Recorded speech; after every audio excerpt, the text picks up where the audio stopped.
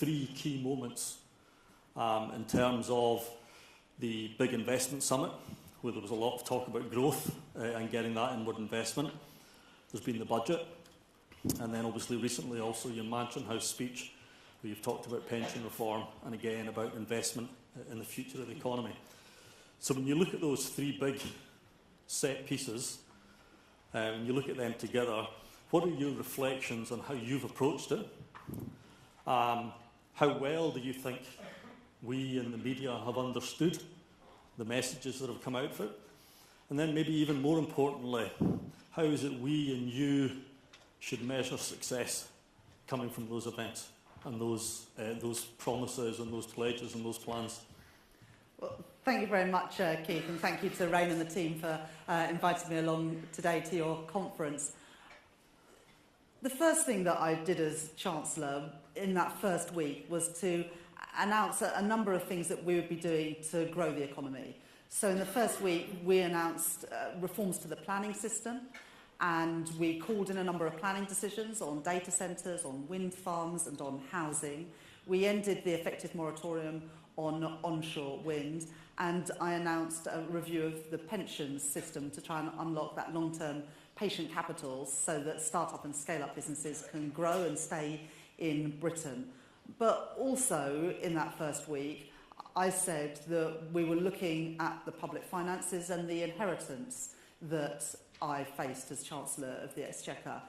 And I think everybody knows that that inheritance was pretty dire in terms of the black hole in the public finances. And so at the budget in October, I did have to make a number of difficult decisions. But if I hadn't have made those difficult decisions, then we wouldn't have been able to bring the stability back to the economy that is desperately needed. And sort of think about the people who are here today, and there will be times when you've gone into a business, perhaps as chief executive or as CFO, and you've found that the sums don't really add up and that you need to take quite drastic action to put the company that you work for back on a firm footing. And that's what I did in the budget in October. And we have now drawn a line under the inheritance that I faced. Public finances are now on a firm footing, and also our public services are funded in a proper way. And we've now set the envelope for those public services for the rest of this Parliament, which means we're not going to have to come back for more. And I guess that's the other thing, that in the budget in October, there's sort of three things that I could have done. I could have continued to sort of fiction and try to wipe it under the carpet. I could have said, well, I'll do a bit now to put the public finances on a firm footing, and I'll come back next year and do the rest of it, or I'm going to do it all at once. And again, thinking about the jobs that you do and the businesses that you run, I think all of you are probably most proud of the times when you've actually dealt with the problems you faced, and you're pleased that you've done that early in the job so that you can then move forward. And that's what I did in the budget in October. Now, look, there's a lot of feedback about the budget, and I expect I'll hear more of it in the room today. I've heard a lot of feedback. What I haven't heard are many alternatives. And we had to put the public finances on a firm footing to bring stability back to the economy. That's what I promised when I was Shadow Chancellor, that I would never play fast and loose with the public finances, because when you do, it's ordinary families and businesses that pay the price. So I've lived up to that promise, returned stability, drawn a line under the fiction in the public finances, put our public finances on a firm footing, which means now that we've got that bedrock of economic stability from which we can begin to grow our economy and return growth and productivity and investment to the economy. And that's why whenever there's been decisions that aren't about making the sums add up, I think you can see that I've always prioritised growth. Whether it's on planning, whether it's on pensions reform, whether it's our commitment to reset our relations with the European Union and boost trade, whether it's the plans announced by Liz Kendall, the Work and Pensions Secretary, yesterday to get people back to work, we are determined to grow the economy and to work in partnership with business to do that. So yes, we've had to make some difficult decisions, but that provides the stability and the platform that we need to move forward. But at the same time, through Mansion House, through the Investment Summit, and indeed those decisions I made in my first week as Chancellor, are about beginning to unlock that investment that is vital to turn around the poor productivity and growth performance that we've seen this last decade or so. So, look, thank you. Come back to the last part of the question. what is it people should be looking for in terms of it starting to work? What are going to be the first signs of it starting to work? But in the end, you're going to judge us on whether the economy grows. And the economy will only grow if that vital ingredient of investment returns. And our investment performance, both public and private investment as a share of GDP, has lagged behind our competitors over a number of years now. And we need to bring that investment back to Britain. That's why the International Investment Summit was so important. £63 billion of investment into Britain. That investment could go to any country around the world. Investors chose Britain as the place to put that investment, whether it was in new data centres, investments in technology, investments in clean energy, investments in life sciences or creative industries. In a range of sectors, big investors chose Britain at that summit. And I want you to judge this government on our number one mission, which is to bring growth back to the UK economy. We can't do that overnight. If I had promised that during the election campaign, if I promised that in my first couple of months in the job, you'd say that's unrealistic. But over this Parliament, we're going to return investment, we're going to return growth to the economy, because in the end, that's the only way to ensure that Britain is competitive, to ensure that we punch our weight in the world, to improve living standards for working people, and to properly fund the public services that I want to see improved as well. All right, thank you. So, you've mentioned the budget. You'll read the media, listen to the news. We're in a room full of business leaders, so it's probably quite likely there are a number of people in here thinking in some ways some of the measures announced in the budget are actually going to make it more difficult for growth. How would you respond to that? I'll come back to that point about the options that I faced. I don't think anyone in this room would deny that there was a big black hole in the public finances. We can see that every month when public finance data is published, that government spending is running well ahead of the forecasts that the Office of Budget Responsibility put out in March this year. And the reason why government spending is running ahead is that the previous government did not put out there in the public domain all of the spending that was happening. And so we had to wipe the slate clean and ensure that our public finances were on a firm footing and that our public services were properly funded. And if I hadn't have done that, I'm afraid that we would have had a return to the instability and the uncertainty that has plagued our economy for far too long.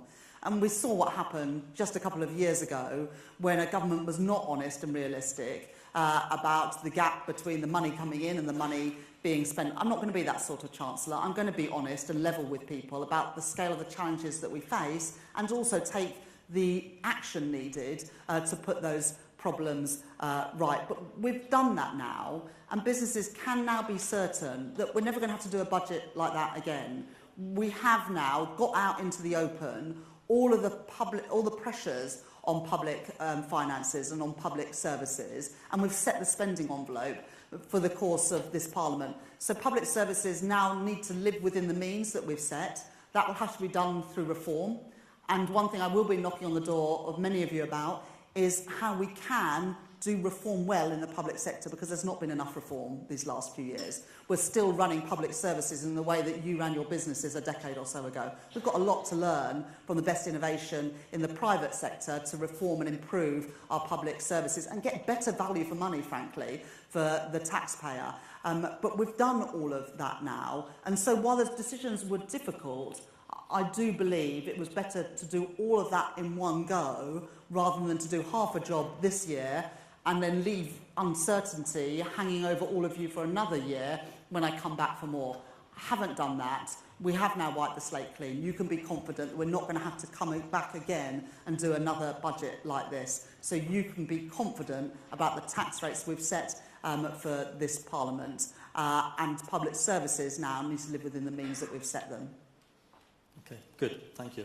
So, the run-up to the election and after the election, the Labour Party and you and the Prime Minister and others clearly went on a huge big engagement with business and wanted to engage with business. And I've heard you say many times this is all about being in partnership between government and business. That's how we generate the growth. Okay. Budgets, by their nature, people end up feeling a budget's been done to them. That's probably just the process of a budget. But coming up, we've got an industrial strategy. We've got how to unlock investment in infrastructure. We've got labour reform, skills agenda. Those are big opportunities for business and government to work together. So how are you going to ensure that that's seen as a true partnership? What's the best way for people to get involved and engage with you and the rest of the government in those? Yeah. So first of all, look, it is the nature of budgets that you can't announce or consult in the way over tax rates that you can with other policies.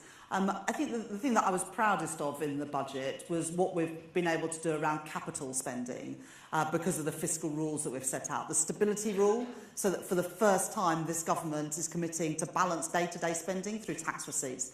That's incredibly important for me because I don't think you should be borrowing to fund day-to-day costs of running government. But then the investment rule, to get debt down as a share of GDP, but to count the financial assets on the government's balance sheet, not just the costs. So looking at the benefits of investment and not just the costs. And that has unlocked £100 billion additional capital spending during this Parliament that we wouldn't have otherwise have seen. And that will be spending on energy projects, on transport projects, on R&D and technology, and also ensuring that our hospitals and our schools are properly maintained. And if we hadn't have done that, public sector net investment as a share of GDP would have fallen from around 2.5% to 1.6%. And instead, it will stay at those levels of around 2.5% for the duration of this Parliament. I think that of all the things we did in the budget, that has the potential to have the biggest impact on crowding in private investment and improving our infrastructure so that we can compete globally on energy projects, transport projects and data and technology and much more besides. But in those other areas, the modern industrial strategy, we've already announced the chair, Claire Barkley from Microsoft. We've been making more announcements about the composition of that industrial strategy council in due course. We are now consulting on the 8 priority areas for the modern industrial strategy. I'm doing that in the Treasury for financial services, but in all of the other areas, whether it's advanced manufacturing, life sciences, the energy sector, we're consulting now ahead of publishing that industrial strategy next year.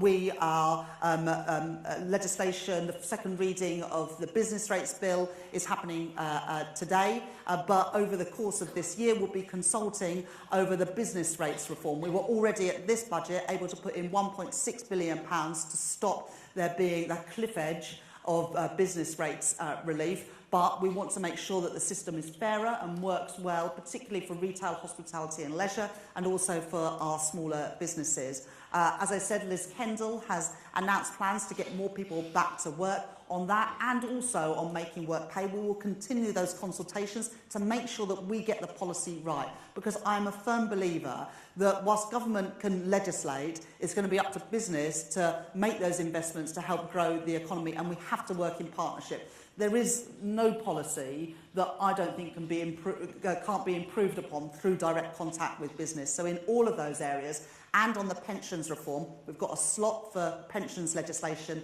in the spring next year. We want to work with business to make sure that we get those policies right. So I think I have worked very closely with a large number of you in the almost 5 months that I've been Chancellor of the Exchequer. I had the opportunity for the 3 years that I was Shadow Chancellor to work with many of you before that, but we want to keep that partnership, we want to keep that engagement in government to make sure that we get the policies right so they work for our economy, so that they work for your businesses, so that we can achieve what I think is now a national mission shared between all of us in this room to grow our economy and realise our potential as a country.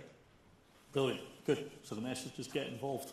Indeed. Yeah. Okay. So we're going to go to media questions. Yes. If I first take a question from Sue from the Telegraph. Hi, Sue Chan from the Telegraph. Chancellor, as you and Keith have already alluded to, many businesses are disappointed with your maiden budget. In the CBI President's own words, I think many here are feeling milked. Instead of Labour being on the side of business, haven't you betrayed them with your tax rate? And you said in your remarks that you want to draw a line under everything. Does that mean that going forward there will be no more big tax rises on business? when I became Chancellor of the Exchequer, I faced a massive hole in the public finances, and we saw what happened in the last Parliament when a government lost control of the public finances, and it was ordinary businesses and families with higher borrowing costs and with a premium for instability who paid the price. I'm not going to be that sort of Chancellor. I faced a problem and I faced into it. And we've now drawn a line under the fiction peddled by the previous government. We've put our public finances back on a firm footing, and we've now set the budgets for public services for the duration of this Parliament. Public services now need to live within their means, because I'm really clear, I'm not coming back with more borrowing or more taxes. And that is why, at this budget, we did wipe the slate clean to put public finances and public services on a firm footing. And as a result, we won't have to do a budget like this ever again. And indeed, unlike the last government, I will only be doing one budget a year so that this government can focus on what our #1 priority is, and that's growing the economy. I take a question now from Ashley from The Sun. Hi, thank you, Chancellor. Ashley Armstrong from The Sun. Following on from Sue's comment, I mean, one of the things I've been hearing is that you're very comfortable in the City Mansion House. You've got a great reform, but great reception. But in terms of ordinary, traditional British businesses, which are kind of have the touch point with British customers on a daily basis, they're the ones who notice when the price of a pint goes up or the loaf of bread goes up. They're the big employers, and they're the ones that are being told that actually the cost of hiring and keeping staff is going to be so much more expensive. And you're looking to them for growth. So I guess when you're going for growth, why are you targeting these traditional businesses, which are the big employers, and the ones that ordinary Brits use on a daily basis? Thanks very much for that question, Ashley. But I'm not immune to the challenges that business face, including the challenges from higher taxes. But the alternative was instability hanging over us for another year, with people asking, and rightly so, the question, well, how are you going to make your sums add up? The sums now do add up after a number of years when, frankly, they didn't. We've brought out into the light everything that was being covered up by the previous government so that businesses can be confident that we now have our sums adding up. And I'll just also say this. On national insurance contributions, the increase in the employment allowance from £5,000 to £10,500 means that 1 million small businesses, half of all businesses, are paying either less national insurance or the same national insurance as they were before the budget, because you can now employ more people, have a higher wage bill before you start paying national insurance at all. And those small businesses, therefore, have a chance to grow and to take on more workers. And from April, you'll be able to employ the equivalent of 4 people at the national living wage full-time before you have to pay any national insurance whatsoever. And so this budget did look at how we could support smaller businesses. Now, I do recognise the challenges that businesses will face, but we had to make sure that the sums added up. Otherwise, we would be in a situation where the cost of borrowing would continue at elevated levels rather than the falls in interest rates that we saw the week after the budget, and where businesses would continue to put back investment not knowing what government's plans were. Everyone now can be certain that we've done what it takes to put our public finances and our public services on a firm footing. I'll take the last question from the media from Joel Hills from ITV. Hello, Chancellor. I wonder about unintended consequences. Talking to some firms, and there's a mix of views I sense from businesses actually about your budget, but it is quite clear that some firms in some sectors do feel they're exposed in perhaps a way that you didn't intend. The CBI says that it surveyed businesses and half of them plan to let workers go as a result of your budget. Will you rethink any of the measures that you've announced? It's really important that the sums add up, and I'm determined to be the Chancellor that puts our public finances on a firm footing after all the instability that we've faced these last few years. We've made our decisions. I've had lots of feedback on the budget, but what I haven't heard is any credible alternatives to what I did to put our public finances on a firm footing. And if you take the measures in the budget in the round, the Office of Budget Responsibility say that unemployment falls, employment levels rise, wages rise, real household disposable incomes increase over the course of this Parliament. So if you take the measures that I set out in the budget in the round, it's good for jobs and it's good for growth. Good. Perfect. Right. Thank you. Now, if you think myself and the media have missed the key issues altogether, please, this is your opportunity now. So we'll have a question here. Sorry, one more from the media. Chancellor, you say you won't be coming back for more, that the spending envelope has been set, but under your current plans, some departments after this year will experience real terms cuts to their budget. So are you fine with that? Well, first of all, you can't be in a position to say that because we haven't set departmental budgets for beyond 25-26, as you know. We'll be doing that in the second phase of the spending review, and work will get going soon on that, and we'll be publishing the second phase of the spending review in spring next year. But what I am really clear about, and I've said it already a couple of times today, that public services now need to live within the envelope that we've set. We will not be coming back to top up those budgets. We have set the envelope for public spending, and it's through reform and through economic growth that we need to be able to properly fund our public services and to improve living standards for ordinary families. Good. Now all the media are going to behave themselves and not stick their hands up. Fine. We have a question just here. Thank you. Jo Bibby from the Health Foundation. We're concerned with the impact of poor working age health on productivity and growth. There's 2.8 million people out of work on health grounds. There's 3.8 million people in work with poor health.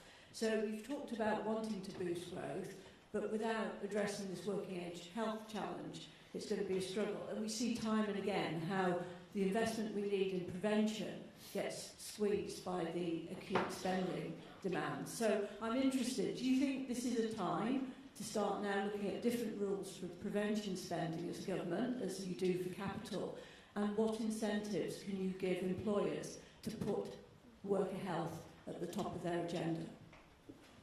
Well, thank you very much for that question, Jo. And I hope you can see from the work that we're doing across government in Department of Health and Social Care, Work and Pensions, and also in education, that we are a government that's trying to be joined up and tackle some of these deep-rooted challenges that we face. Included in the budget was £22.6 billion for health spending, including money to get those waiting lists down, because there are many people of all ages who are on health waiting lists and as a result aren't available for work. And we need to get those people off waiting lists and back into work, as well as tackling the big challenge we face in mental health, which is keeping many people out of the workplace. And that's why the white paper that we'll be publishing to get Britain working will be across work and pensions, skills and health. So for the first time, to have a joined up piece of work that addresses the myriad reasons for that rising sickness bill and taking a cross-government approach to help people stay in the workplace, as you rightly say, but also help people get back to work through both skills and health interventions to make that possible. We've got a question over here. Thank you. Natasha Thomas from Sage, a UK FTSE technology company. We welcome the announcement in the budget that the government's National Technology Advisor is now going to move ahead and lead a review on barriers to adopting technology.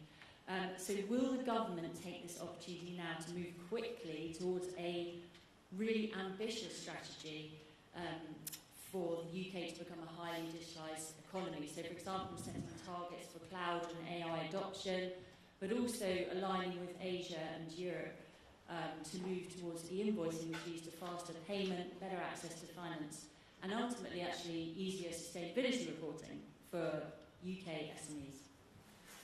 Thank you very much for that question, Natasha. Peter Kyle at the Department for Science, Innovation and Technology is leading this work. And there's three key strands to it.